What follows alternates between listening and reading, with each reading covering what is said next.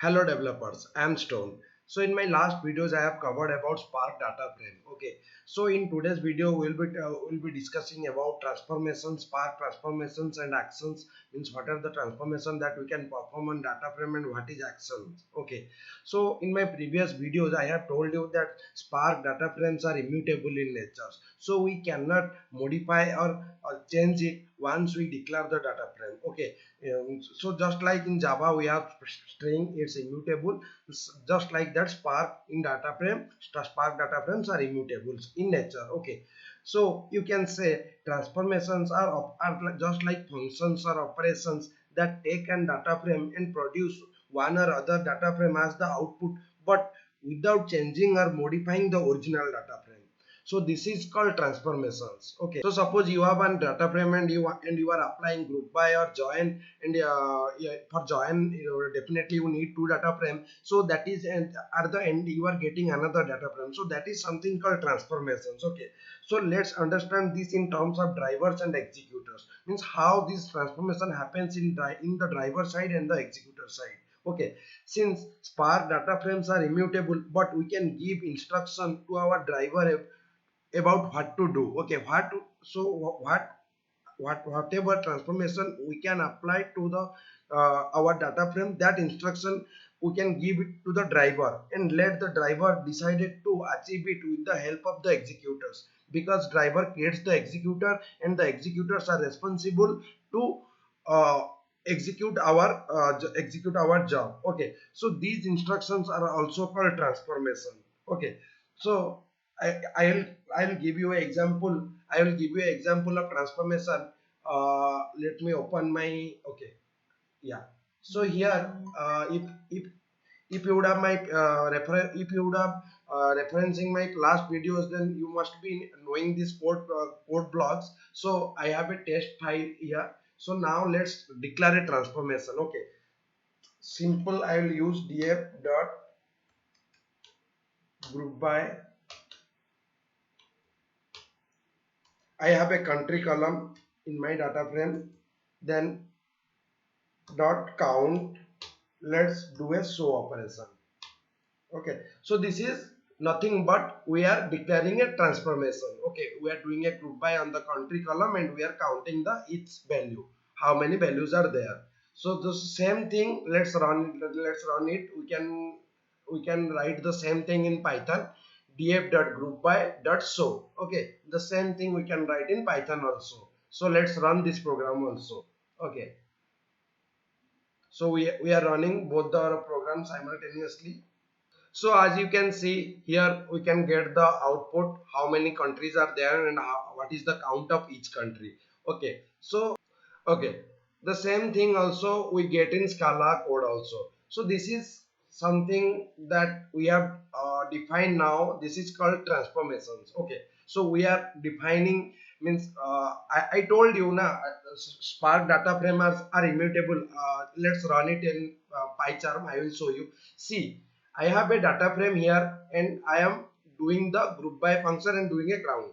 So I will not print this show here. What I will do, I will use df.show. Okay, so let's run this program. Let's prove that this data frame are really immutable. So as you can see, the df is the data frame is returning the original data frame, means whatever that is there in the CSV file, it is not returning the group by logic that we have applied. So Spark data frames are really immutable. First, so how we can do it? So we can reassign it to some variable, just like temp df data frame equal to this, and we can do our temp df dot show. The same thing you can do in Scala also. You can reassign the variable to so you can reassign this group byte to another temporary variable, and you can store it in reference, and you can use that show method on that reference. The same thing, it will be the same code line. Whatever code you are looking here, that will be same like in Scala, except this bhal you have to use, because Spark two types of like different bar and bhal. So you can use that for that. Okay, So again, now we learn about transformation. So, but I will tell transformation is again divided into two parts. One is narrow transformation, another is wide transformation. So first we will discuss about narrow transformation. What is a narrow transformation? So whenever a transformation performed independently on a single partition still produce an overall valid result is known as narrow transformations. Okay, so I will show you an image that I have taken from Google. Yeah, so from this image you can clearly see that I have three partition 1, partition 2, partition 3, and suppose here these partitions are getting transformed. So here none of these partitions are dependent with each other, so they are resulting other partitions without depending on each other. So this is something called narrow partitions. Suppose I will give you an example, brief example, so that you can understand the narrow partition deeply. Suppose you have two partition of a data frame. Let's talk about our data frame. Okay. Suppose I have this test.csv. Here you can see I have 20 records. So what I have done, I have created a partition 1 of 10 columns, and I am created a partition of 20 columns. Okay. Here I have two partition of a data frame, and I want to apply a where transformation on each partitions. Where partition means it will filter on each partition. Okay, so since they do not depend on each other, and the end we the resultant data from the combining this filter data frame will get a wrong result, because see I will show you. So whenever I will use a filter condition on this partition 1, it will give me the count of each country. So Germany 2, India and USA, and it is a spelling mistake, so leave it for it. So sorry for that. And you can see the Canada is also one. So what we can do, so again we can, if I do a where condition on partition 2, it will result me that this thing, okay, Germany 2 and the count of each country. But if we combine these two data frame, okay, so what we will be getting? Germany 2, Germany 2, India 4, India 3, USA 2, USA 3, Canada 1, and Canada 1. So let's forget about this spelling mistake country. Okay, so this is not the actual data frame result that we want, because we have a one data frame but we are partitioning it. So the original outcome is like this. I mean, it should be like Germany 4, India 7, USA 5, Canada 1, and other things are there. Okay, so this is the problem in the narrow partition. This is not a problem, means this is how narrow partition works. So here in narrow partition, none of the partitions are dependent with each other. So there are some advantages also for these narrow partitions. These transformations are actually fast than the wide transformation, and does not require data shuffling over the cluster network. Okay, so if I give example of a narrow transformation, then it is an where clause or filter clause, and map function also. These are the example of narrow transformation. Okay, so now let's talk about wide transformation. So whenever a transformation that requires a data from other partition to produce valid results are known as wide transformation or wide dependency transformation. I will show you an example. So this also I have collected from Google. Okay, so as you can see here, partition 1 and partition 2 and partition 3 are the three partitions are there, and three of these partitions are dependent with each other to produce a overall valid result. So this is a wider transformation.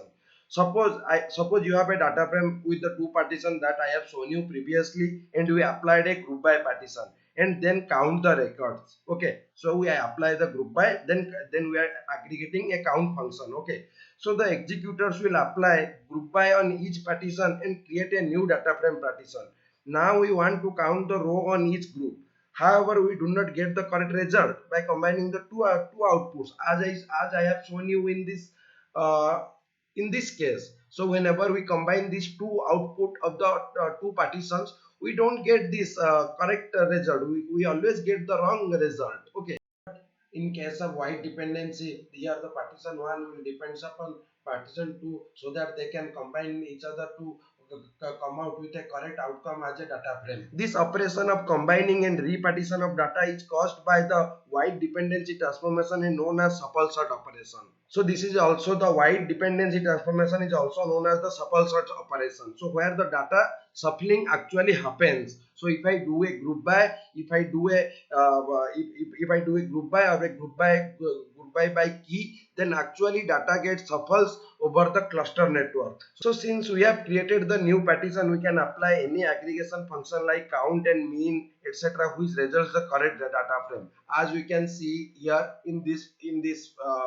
here internally everything the driver and executor doing everything for you and giving you the correct result. Okay, so if you compare the wide dependency to the narrow dependency, the wide dependency will significantly slow and the speed might be significantly affected because the data shuffling will be data shuffling will happen around the cluster network while creating the new partitions. Okay, and the data shuffling, if you do a group by and a group by key, some examples are there like repartition and order by are examples of wider dependency. If you do that, the shuffling will happen definitely. So that's the reason it is slower than narrow dependency. Now there is a point which we can keep a note that when we apply a transformation on any data frame, it will not perform the operation immediately. It will create a DAG.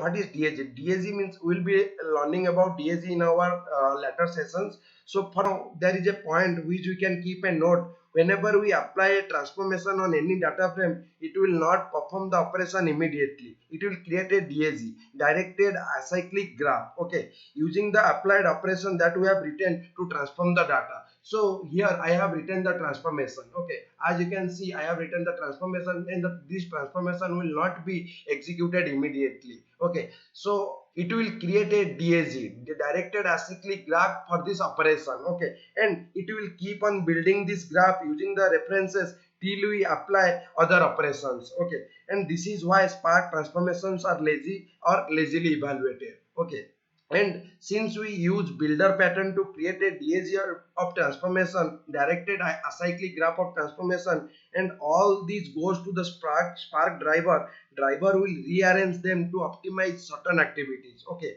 and finally creates an execution plan which will be executed by the executors. So these statements are not executed as individual operation, but they are converted into optimized execution plan which is terminated or and triggered by an action. So here action comes into picture. So your Spark logic here, your group by logic will not be get evaluated until you call an action. So there are couple of action that I will show. I have already written here one action I have shown here you like temp dot show. So show is an action here. Okay, so show is an action, df dot write is an action, df dot read is an action, df dot collect is an actions. So these are couple of actions. So whenever we apply these actions, so until this point this is your logic, okay, to compute the group by.